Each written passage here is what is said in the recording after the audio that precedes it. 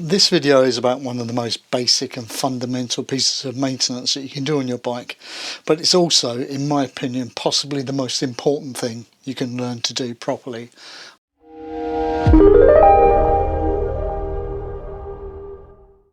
Hi everyone. In this video I'm going to take you through one of the most basic and fundamental pieces of bike maintenance there is, but also, in my opinion, quite possibly one of the most important, and that's changing the oil in the oil filter. And I'm going to be doing that on my F650 Strada. I'll go through it step by step, and I'll also add links to downloadable checklists that you can use for the service that I do on my F650. So there are going to be two videos. This video is the oil change, and the next video is going to be the rest of the service items. Up on my whiteboard up there I've got my service checklist, and that allows me to kind of make sure that with my old brain I don't forget things. So that links to those will be available in the description of this and the second video, which will be coming probably in about a week or so. The parts you'll need include two O-rings, one for the oil filter housing and one for the dipstick. You'll need two crush washers, one to replace the one for the oil tank plug and one for the main sump plug. And obviously you'll need a replacement oil filter. As far as tools are concerned, you're going to need the following: a 5mm Allen key, a ratchet drive, two sockets 10mm and 17mm, and a torque wrench which goes from 5 to 40 Newton meters. You're also going to need a funnel, and you're going to need a graduated jug so that you can measure out the new oil. You'll need to loosen or remove your bash plate so that you can make sure you've got clear access to the sump plug. Making sure you've got enough ventilation, start the bike and run it so that you thoroughly warm the oil. This is really important to make sure that the oil is thin enough to run out completely cleanly all the way, and you don't leave any sludge or residue behind in the sump. You want the bike to be warm but not boiling hot. I removed the front sprocket cover. It's not strictly necessary, but it makes it a lot easier to keep things clean when you remove the oil filter. This is a plastic part, so the Allen screws that go in there are not done very tightly.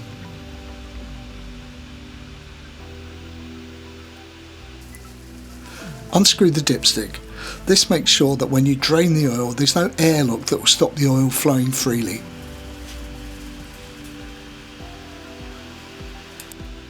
Then remove the oil tank plug and drain the oil. Remember to refit the drain plug with a new crush washer. Now this only needs 10 Newton meters of torque, so don't over torque it. I cut the end off a little water bottle to try and act as a kind of a makeshift funnel, but there's no way of completely getting away from it being a bit of a messy job. Once the oil tank has been drained and you've replaced the plug with a new crush washer, you can move on to drain the sump. This drain pan that I'm using here I bought from Timo for about £10, and it allows me to drain the oil easily and then subsequently decant it into a different container so I can dispose of the used oil responsibly. When you've completed draining the oil, then you can refit the drain plug with a new crush washer and torque it correctly. This is really important. BMW state you should torque it to 40 Newton meters, but there are some reports where people have stripped the threads on the sump plug, so I torqued it to 35 Newton meters. You make your own choices. Once you drain the oil and you replace the sump plug with a fresh crush washer, and obviously cleaned up afterwards, you're ready to move on to remove the oil filter cover. You'll need your 5mm Allen keys for this. There are 3 screws that you need to deal with. When you're working in this area, be particularly mindful of the wire that you'll see nearby that routes itself around the oil filter. That's the wiring for your neutral light.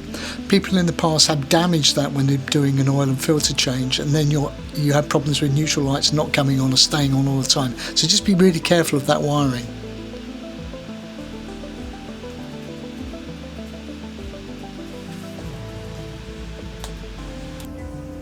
Now remove and replace the oil filter. When you put the new oil filter in, it's a good idea to clean up the housing and make sure there's no pieces of metal or any other debris in there. And also, when you do fit the new filter, make sure it's in the right way round, and also apply some light lubrication around the sealing point of it so that it fits into the housing nice and cleanly.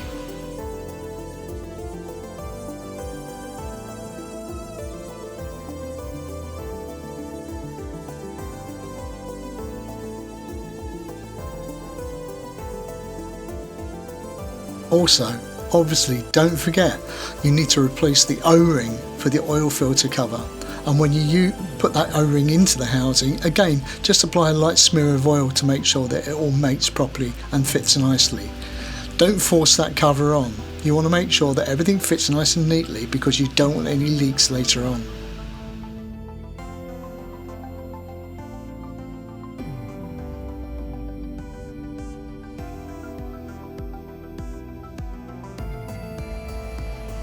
As you refit that oil filter cover with that new lubricated O-ring, remember you're going to need to torque those small Allen bolts to 10 Newton meters. That's really important. You don't over torque them, but you do torque them enough to make sure you don't get any leaks.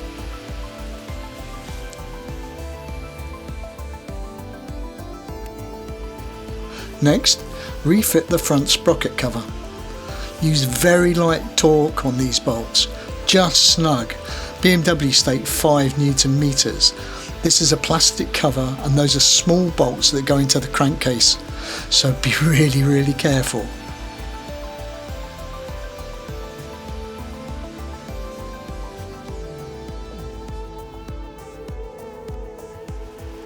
Once you've cleaned up any oil spills and tidied up around the bike, it's time to move to the bench and then measure out 2 litres of your new oil. Fill the tank in stages and check the drain plugs for leaks as you go.